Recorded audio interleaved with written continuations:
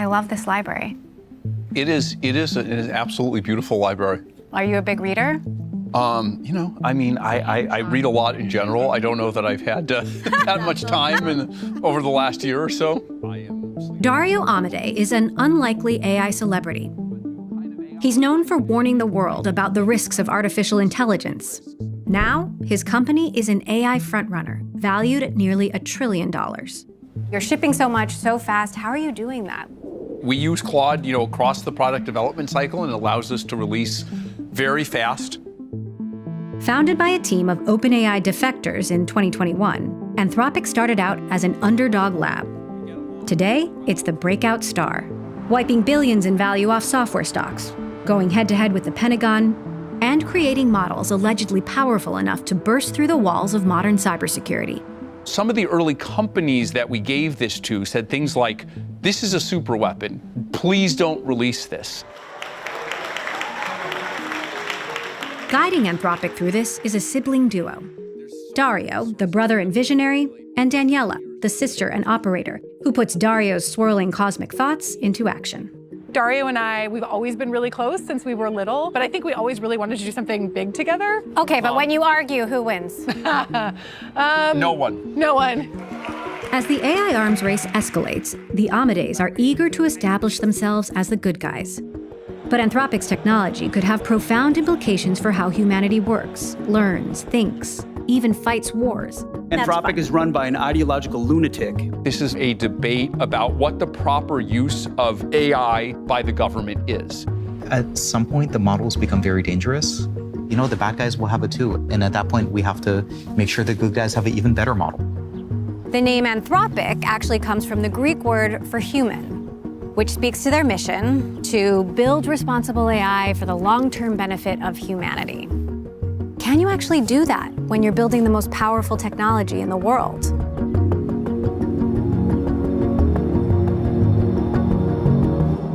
You are at the center of the AI universe right now. What does that feel like?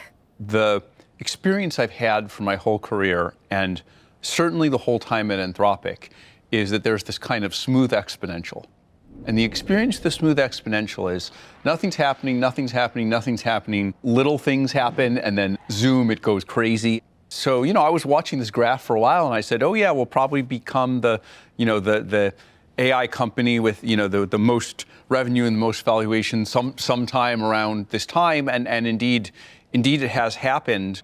We're just keeping in mind all the things we usually keep in mind. How do we train good models? How do we put them in good products? How do we make sure that everything's safe? What were you like as a kid growing up in San Francisco? I know your dad was a leather craftsman, your mom worked in libraries. How did that shape you?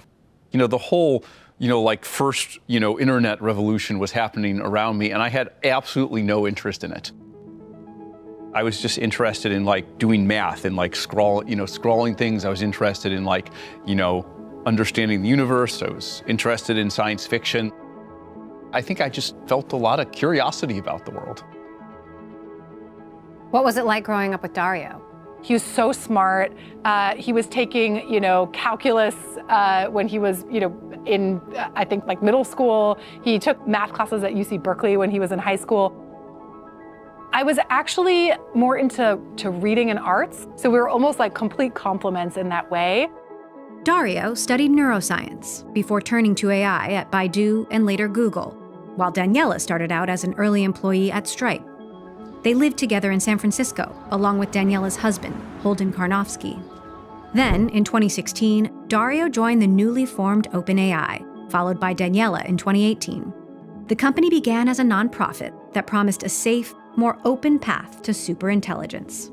I think we need to think right now about how we want this deployed, how everyone gets to benefit from it, how we're going to govern it, how we're going to make it safe and sort of good for humanity. At OpenAI, Dario developed the concept of scaling laws, predicting that large language models would improve simply by adding more data and computing power, even if the underlying algorithm stayed the same. At that point in time, I know it sounds crazy now looking back, not a lot of people believed, hey, scale up is the way that these models are going to get smarter and better. That was sort of an unusual, countercultural, scientific perspective that I think was really held by our, founding research team. That approach helped supercharge OpenAI's models, paving the way for ChatGPT. But the Amadeus reportedly clashed with Altman over the company's direction and values. Altman has said, "For all the differences I have with Anthropic, I mostly trust them as a company." Your decision to leave OpenAI has become Silicon Valley lore. What did you disagree on? Look, I'm going to say it. I'm going to say it very simply. There are many valid disagreements to be had on safety. We certainly had some of those disagreements with them, but people that alone is not sufficient to leave. When you feel that you can't trust someone, when you feel that their values are not what they say they are, when you feel that they're not honest, that makes it very hard to continue to work with the company, to continue to trust the company. And look, at the end of the day, why argue with someone when you don't have the same vision and you don't trust them? The way to resolve it is you go off and do your thing, they go off and do their thing. So this is Precita Park. When Dario and Daniela decided to leave OpenAI to start Anthropic, this is where the early team would get together. It was during the pandemic, so the story goes, and a bunch of early employees would come here, they'd pull up a chair on the grass, they'd have lunch, and they'd talk about what they were building. When we started this company, there were 7 co-founders, of which me and Danielle are 2. And now, we're basically the only company in the space that has all of its co-founders still here. You don't get to, be a company of the size and scale that we are with that happening. Like, that almost never happens. From the start, Anthropic pitched itself as the ultimate safety-conscious AI company. Dario has published long essays with names like Machines of Loving Grace and The Adolescence of Technology, musing on the miraculous potential of AI, as well as the worst-case scenarios. Anthropic's chatbot, Claude, has been trained to follow a set of principles called a constitution, intended to keep it on the straight and narrow. Claude has a very distinct style and feel, a human name. What are you trying to convey? I think when people interact with Claude versus, other systems, there is more of a feeling of, I like to describe it as professional warmth. So the goal is not for it to be your best friend, but it's not for it to be sort of cold, rote, calculating. It should feel approachable, but distant, right? Professional. Anthropic has talked about teaching Claude to be good. What is a good model? What is a bad model? You don't want a model that lies accidentally or intentionally, right? Lying we call hallucinations. It makes something up. The models are just trained to predict the next word, so sometimes they don't know and they just invent something. Models sometimes, as we've shown in our research, can purposely try to deceive you. We have to make sure that doesn't happen in production models that we expose to customers. And then there's a lot of work around harmlessness, just making sure that the model is not accidentally producing, information that is wrong or harmful or could cause someone to do something bad. Whose values are being put into Claude? Like, is there a universal good? There's so many religions, so many different beliefs. Like, how do you even decide that? So, of course, there's no universal standard for what makes something helpful or harmless, but there are founding documents in human history, like the UN Declaration of Human Rights, that we can use to train Claude's character. And I think, interestingly, on the religious front, we've actually started to have a lot of conversations with religious leaders around how should we think about, Claude the entity, and how can we bake in some of the kind of core values that are consistent across religions, types of belief, that really just transcend, a specific worldview, but that are really things that human beings have been grappling with for millennia. Have you tried to give Claude a trait that didn't take, or was there any trait that emerged that surprised you? I think in the early days, it's funny to look back on them now, the kind of early Claudes, Claude 2 era, sometimes Claude would be almost a little bit nanny-ish. Claude was like, I'm really concerned about you. And you're like, Claude, I was asking for the weather, right? It was something really benign. Thankfully, we didn't, release most of the most egregious versions of those. But I think it is, when you think about it, it's like tuning a dial. And so our researchers have this very fine needle to thread in order to land at the center of that. Whatever Anthropic is doing with Claude, it seems to be working. Anthropic's revenue has skyrocketed over the past year, making the company profitable for the first time. That's largely thanks to the company's focus on more lucrative business tools. Claude Code, a major leap that automated large chunks of software engineering, and Claude Cowork, which gave that power to everyone else. Now, early on, others focused on fun, splashy consumer apps. You made a bet on coding and enterprise. Why did you make that bet? Was it a values decision or a business decision? Look, if you pick a business model that fundamentally conflicts with your values, you're going to have a hard time, right? Either you betray your own values or you become irrelevant. And so when we thought about it, we said, look, we've seen the world of social media, the consumer world, it really seems to, encourage engagement, even addiction, the slop we've seen with AI video models. It's like, what's going on is it want to maximize the number of minutes that you're paying attention to, because that's the advertising revenue driven incentive. Whereas if we look at enterprise, look, we want to make these models useful to people. We want to use AI to cure diseases that we couldn't cure before, right? Well, that's working with biotech, it's working with pharma, it's working with academic research groups. All of those are enterprises, right? We want to use AI to to make energy cheaper and more efficient. That's all enterprise. And so I think it served us well to have this business model that largely aligns with our values.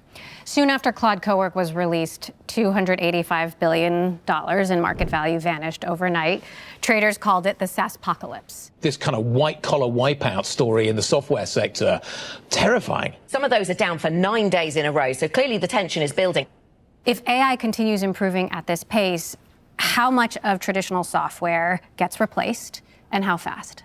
I think with AI, the pie is getting bigger, right? So the existing incumbents may be smaller in relative terms. Some of them may go down in value. Some of them may even go out of business if they don't adapt in the right way. But I would guess that the software industry gets larger, not smaller, although there will be some big losers. Those who don't kind of see what's coming, who don't identify the moats they have, they're going to have a really hard time.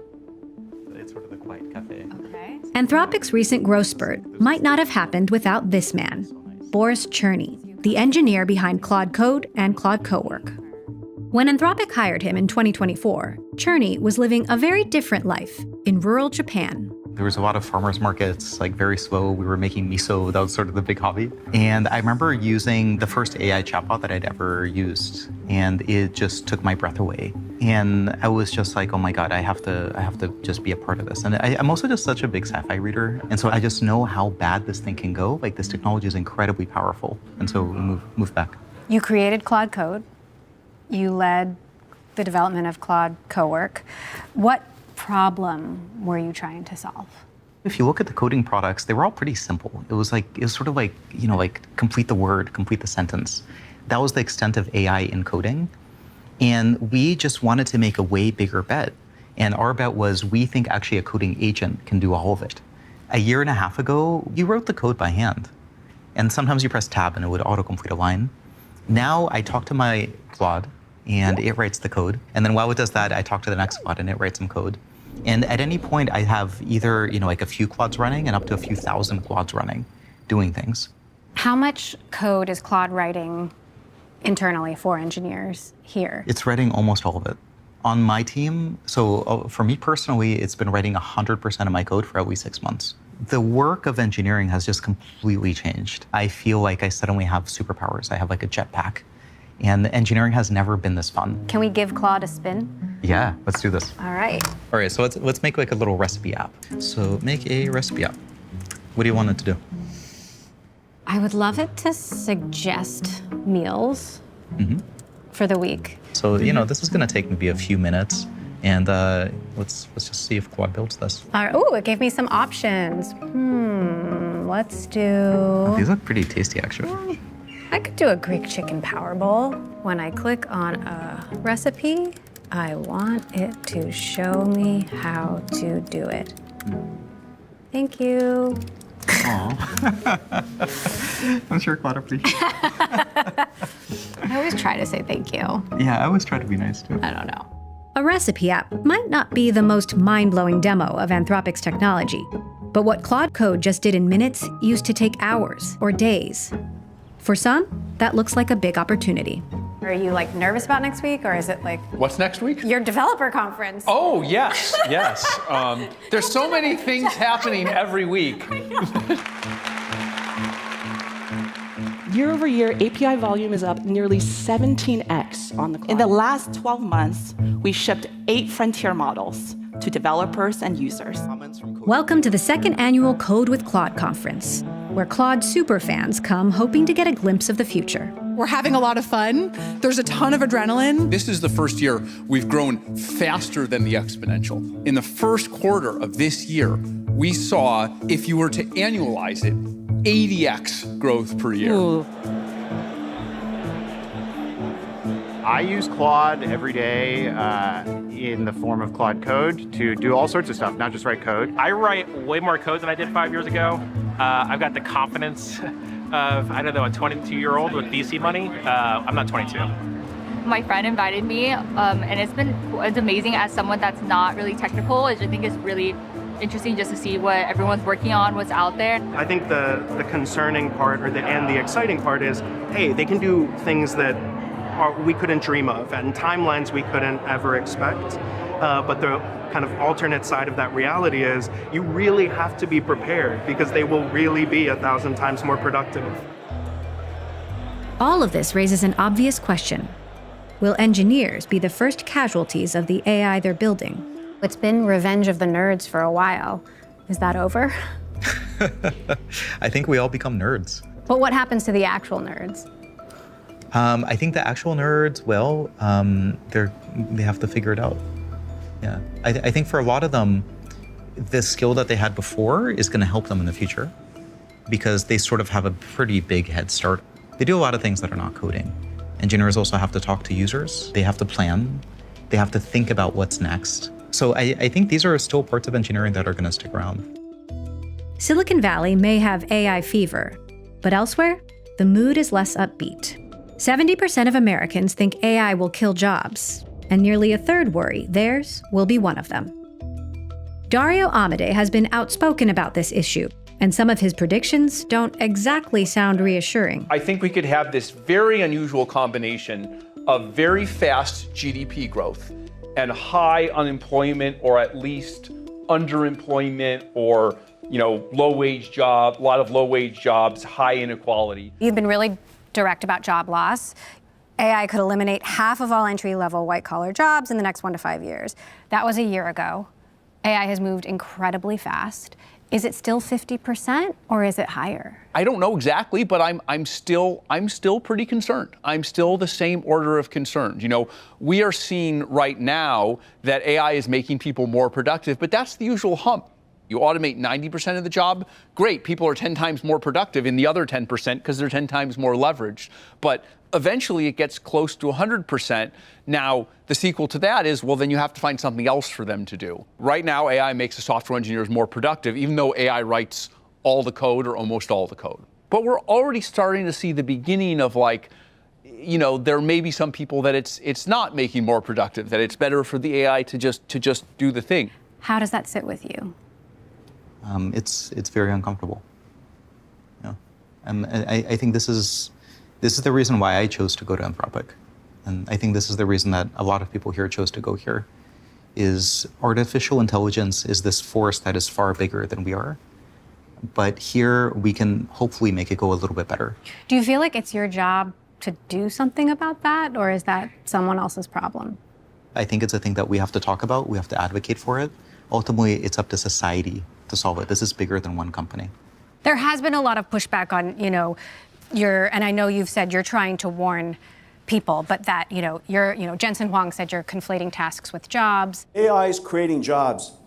Anybody who is saying that AI is wiping out jobs is scaring people. Other folks have said this, it's sort of doom marketing that benefits Anthropic. So I want to be really clear and push back hard against this. In every interview, I talk about the possible ways to address these risks, from tax and macroeconomic policy to what the new jobs are. In the adolescence of technology, I have 5 pages where I lay out the difference between tasks and jobs, why this time is different than other times. But social media, which I detest as a category, people have these 3-second clips from a year ago. I've written much more carefully about these things where I talk about the risks. So these are the idea that this is cheap marketing is itself cheap marketing. I think it's part of the disease of Silicon Valley. It's been caught up in this social media world of 3 seconds. And so my message is just definitely not doom is coming. My message is like, this is something, that we should see coming, that we're worried about, and that we need to actually respond to positively. Beyond the software industry, the potential impact of AI on jobs seems harder to predict. Anthropic has published a paper estimating which fields could make the most use of AI in the near future.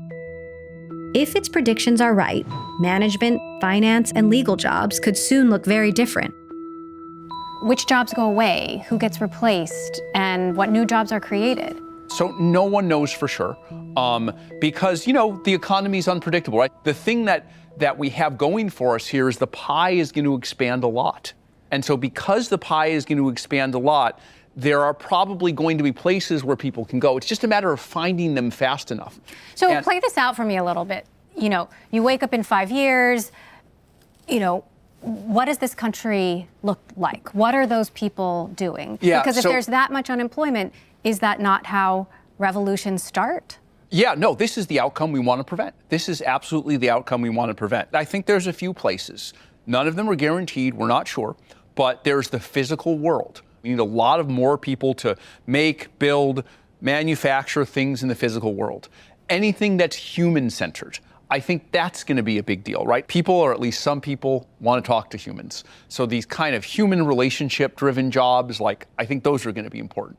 And I think there'll be some effort by the humans to kind of direct the AIs, right? At some level, it has to be in line with someone's values and someone's intentions.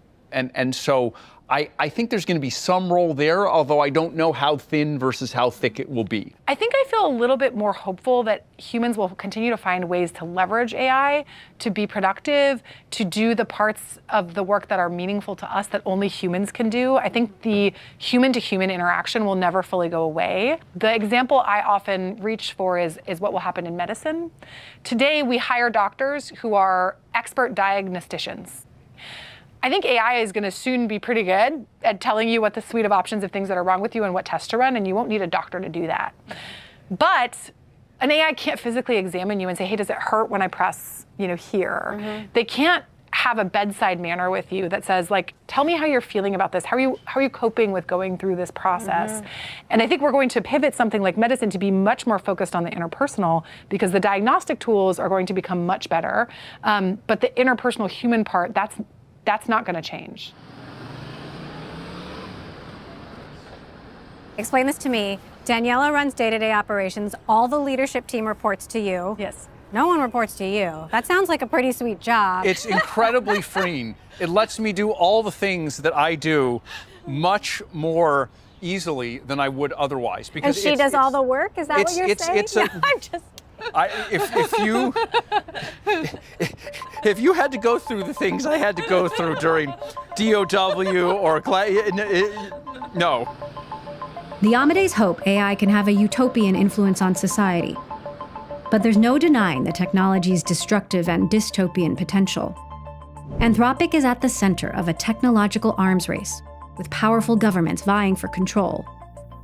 Dario has charged head-on into this arena. He's not afraid to blast his competitors. And then I think there are some players who are YOLOing, who pull the risk dial too far, and I'm very concerned. Who is YOLOing? So that's a question I'm not going to answer. Or critique the US government and Anthropic's own partners for selling AI chips to China. It's a bit like, I don't know, like selling nuclear weapons to North Korea. I've been very outspoken about the need for export controls on chips to China. I say this because I think it would be really bad for America, for the state of democracy in the world, for China to be ahead in AI capabilities. And it's like some of the chip makers obviously don't agree with that view, but it hasn't stopped me from saying it. Even after we've signed more partnerships, I'm sure they wish we didn't say these things, but these things are what I believe. And so, look, we're all adults here. We can work together on one thing while disagreeing about another thing. Amade's statements about geopolitics date back to his days at Caltech. As a sophomore physics student, he developed a reputation as an anti-war advocate who believed scientists shouldn't sit in ivory towers. It's a worldview that would later define Anthropic's position on the future of war. You've had a long-standing anti-war stance, and yet you were one of the first AI companies to sign a contract with the Department of Defense to operate on classified networks. These are the networks that the U.S. uses to fight wars. Explain that. Look, I mean, the world changes. Like, my view of this technology, when I see Russia invading Ukraine, when I see the risk of China invading Taiwan, it worries me that we have a kind of resurgent authoritarian bloc, that they're very aggressive and that we need to defend ourselves. I may not agree with every policy of either administration, but that's why we've generally been supportive of this. You've been working with Palantir since 2024. That's right. Their technology is used by ICE, police departments in Gaza. Is Claude being used for surveillance in other ways? We don't work with ICE either through Palantir or anyone else. We don't work with CBP. I don't believe we work in Gaza. We're very careful about, scoping our engagements to things that we believe in. In 2025, Anthropic, along with OpenAI, xAI, and Google, won a $200 million contract with the Pentagon. Anthropic framed it as an opportunity to become the leading AI vendor for the government. Claude was reportedly used by the U.S. military in the operation to seize Venezuelan President Nicolas Maduro. Weeks later, everything started to unravel. We bring you breaking news from Anthropic. The Department of Defense demand that Anthropic allow full use of its AI technology without guardrails. Anthropic drew red lines, refusing to let Claude be used for mass surveillance and autonomous weapons, putting the company on a collision course with the Pentagon. The tech giant facing a deadline today to accept conditions or be blacklisted. Does a commercial entity have the right to determine how their products are used by the military? Lawsuits were filed, and Anthropic was banned from the Pentagon, underscored by strong words from President Trump and Defense Secretary Pete Hegseth. Anthropic is run by an ideological lunatic who shouldn't have But that's not my question. My question is AI decision-making writ large. over what we do. Do you mind being called an ideological lunatic or a bunch of left-wing nutjobs? I've been called worse things than that all the time. What does winning this fight actually look like? I won't even call it a fight. This is more a debate about what the proper use of AI by the government is. And AI is an emerging new technology.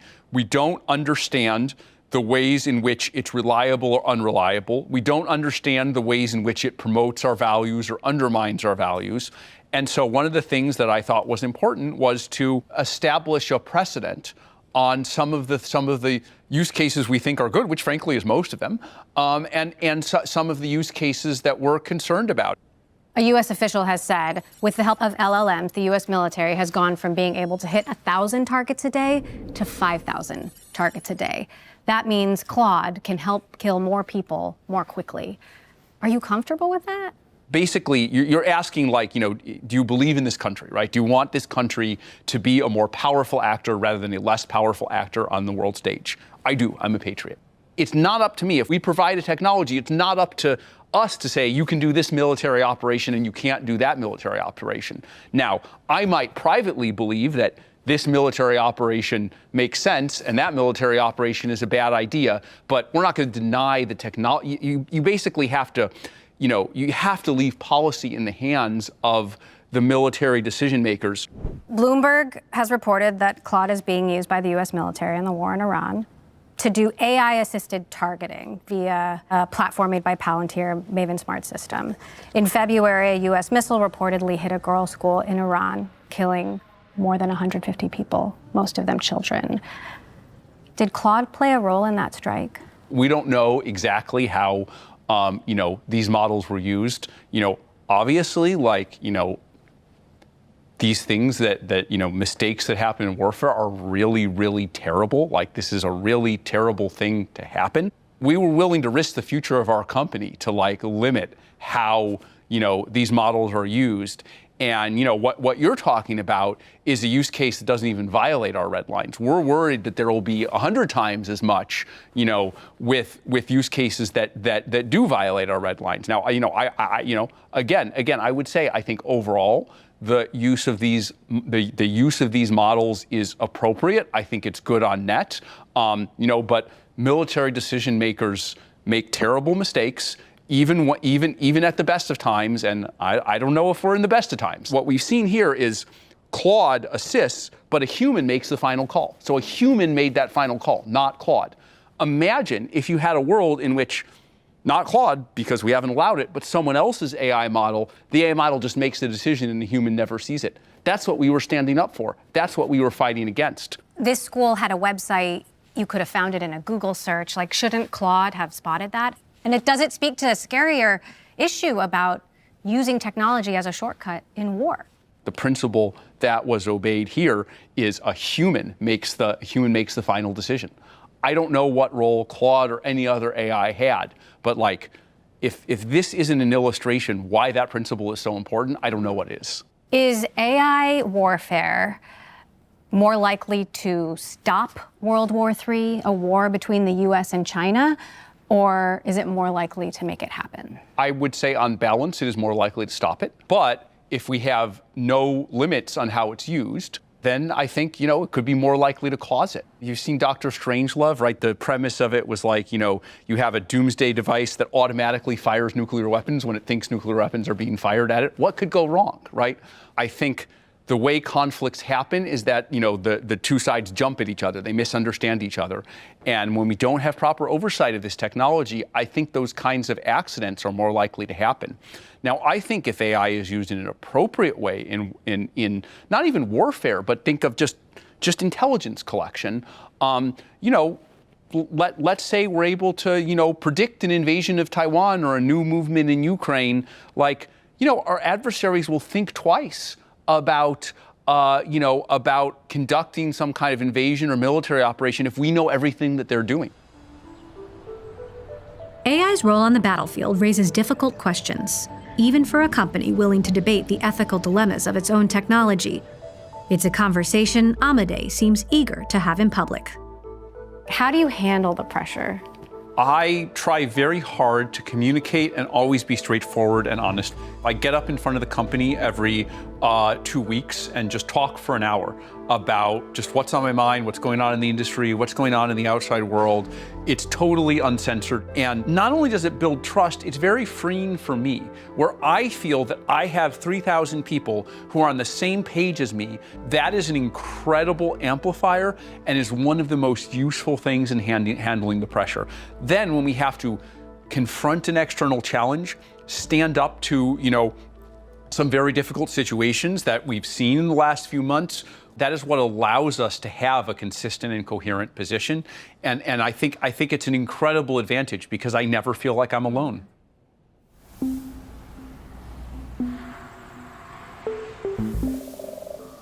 Lurking in the background at Anthropic's headquarters was the surprise development of a new AI model called Mythos.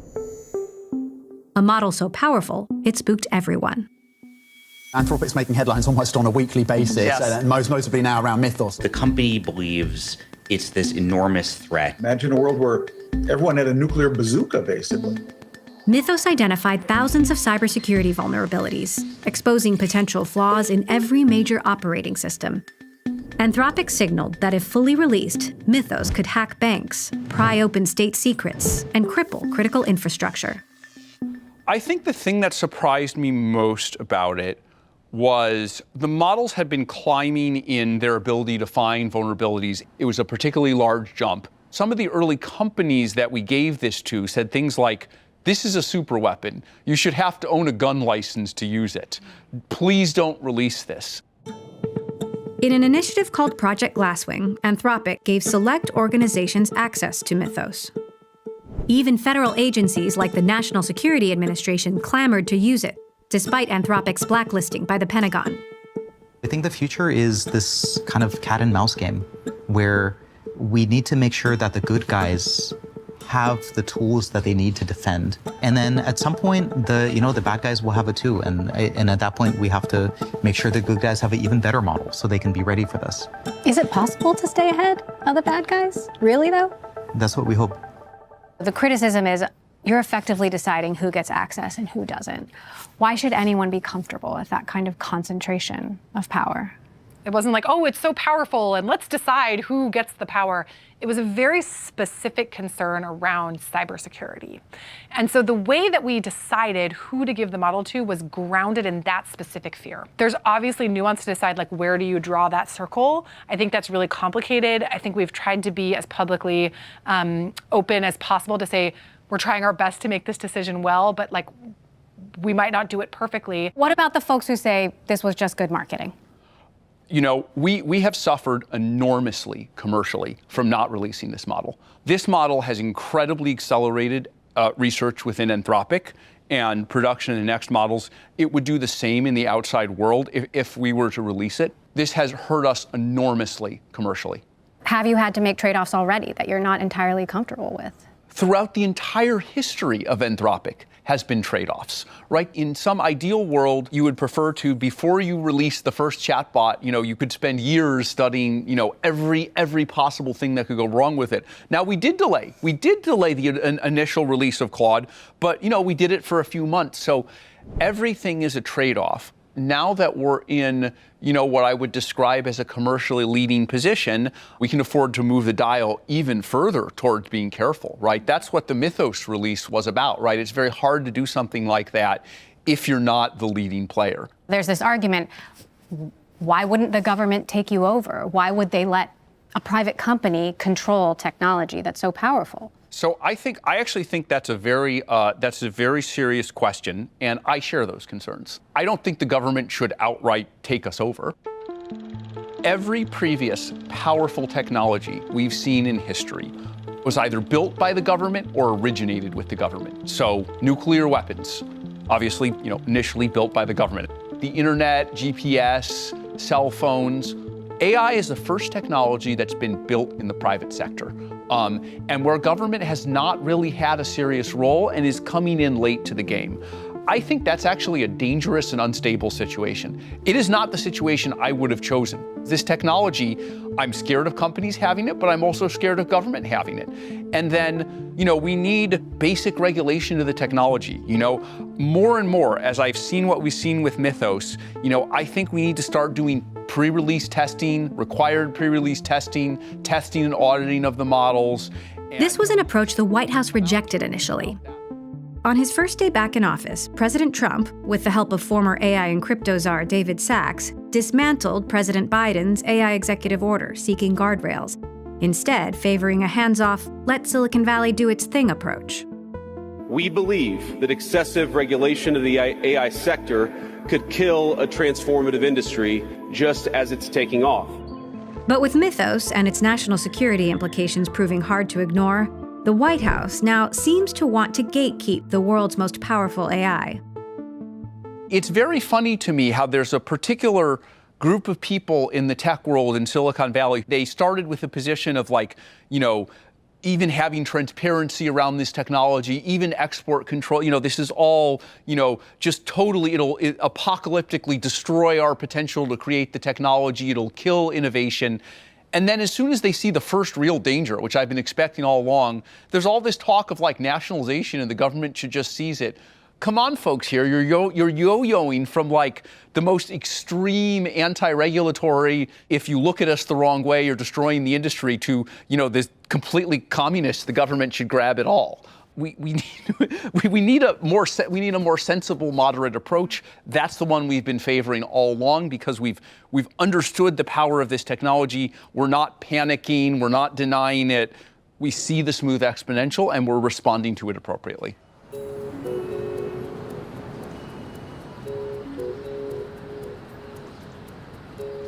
The reaction to AI right now, it's intense. Anthropic has built this really loyal following. There are some people who just love what they stand for, but there have also been protests right outside their office. There's a lot of anxiety, a lot of confusion. There's some real anger right now about what's happening, and it actually feels like it's escalating. Artificial intelligence is the next industrial revolution.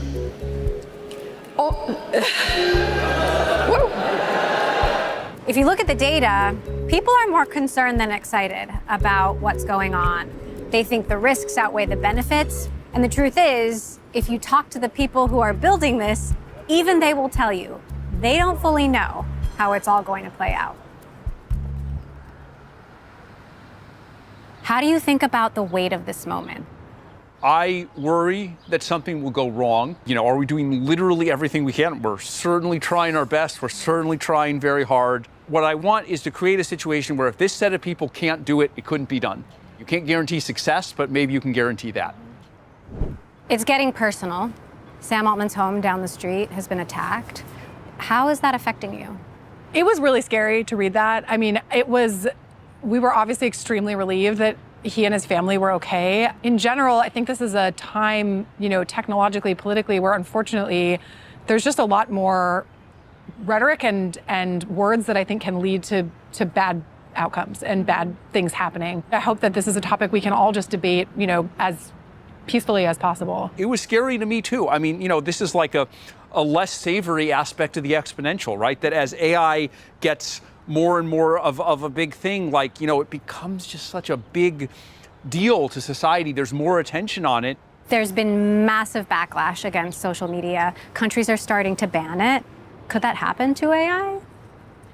I think it's absolutely possible. If the social media companies could go back in time and see the world that they see today, would they do anything differently? I like to think the answer to that is yes. I don't know. If we sort of project some of the challenges that the social media companies have faced around child welfare, mental health, election integrity, all of these topics, we're really lucky that we're second. We view it as our job to try and proactively think about all of the things that could go wrong.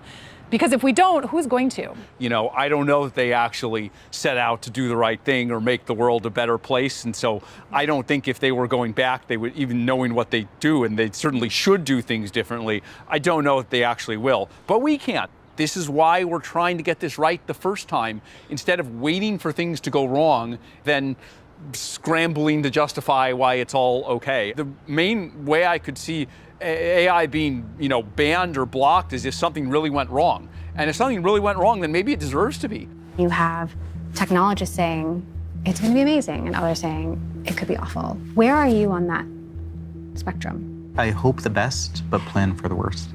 For me, this is the most important work I've ever done. For some people, it feels like this is the last job, because this is sort of it could mean the end of work. And I think for other people, it's, maybe it's not the last job, but it's existential to get this right. And so there's just this kind of burden. If the impacts could be as significant as we're talking about, as significant as Anthropic has warned about, what responsibility do you think Anthropic has to cushion the blow? What do you owe the people whose lives you've upended? I think our view has always been we ultimately are responsible as an industry, the industry that's developing this technology, for thinking through what are the risks, what are the bad things that could happen, and if some of those things come to pass, what is our role in helping to fix them?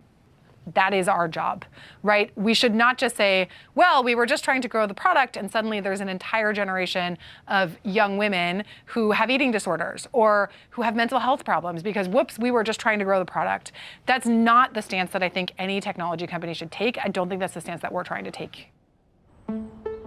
For a company whose identity is so wrapped up in... We want to do this right. We exist as an AI safety company. How can we just help all of this go well? It can be hard to understand why Anthropic is pushing so hard to advance AI, while being so upfront about the dangers. In his essays, Dario lays out what the endgame looks like if everything goes right with AI, a utopian future where machines and humans work side by side. AI, an inevitable force, steered toward prosperity rather than catastrophe. To mitigate the devastation of job loss, he proposes solutions like universal basic income and progressive taxation of AI companies. But as the Amides confront the messy realities of power, politics, and profit, the real test is whether that founding mission can survive the scale of what they're building. Google started with the motto, "Don't be evil," a founding promise the company quietly retired as it grew. You are building something incredibly powerful and stand to gain enormously from it. Why should we trust you?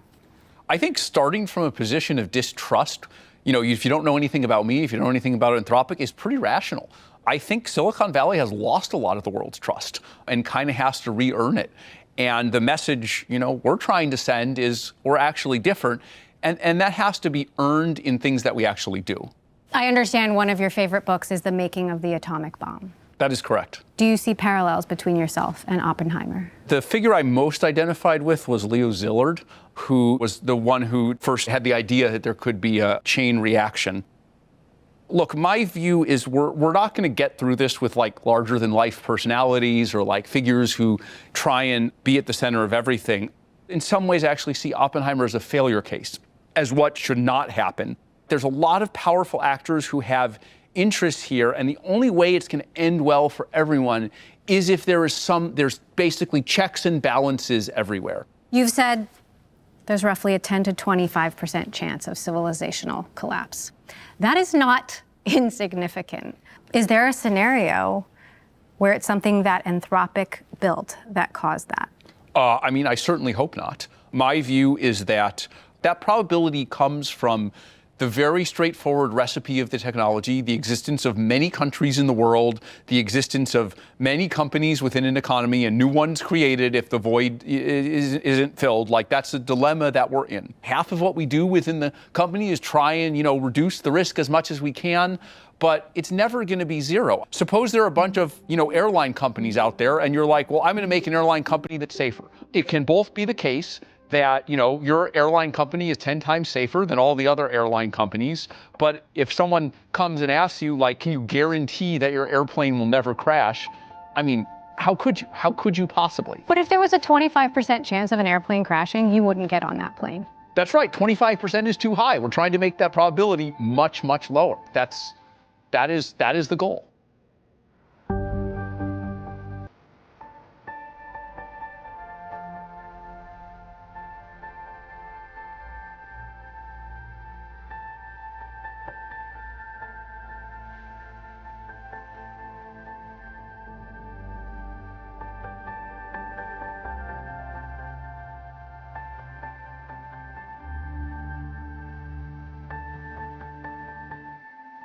How do you find your zen? How do you relax? Honestly, a lot of it's just exposure to it. Sometimes I'll just I'll just take a weekend and I'll play some video games, sometimes with Daniela. Me and my wife go to Italy sometimes. We have a horse there, so I'll just sit there next. I'll just look at our horse and I'll be like, Calypso, who's our horse, she doesn't know about any of this. She's just a happy horse,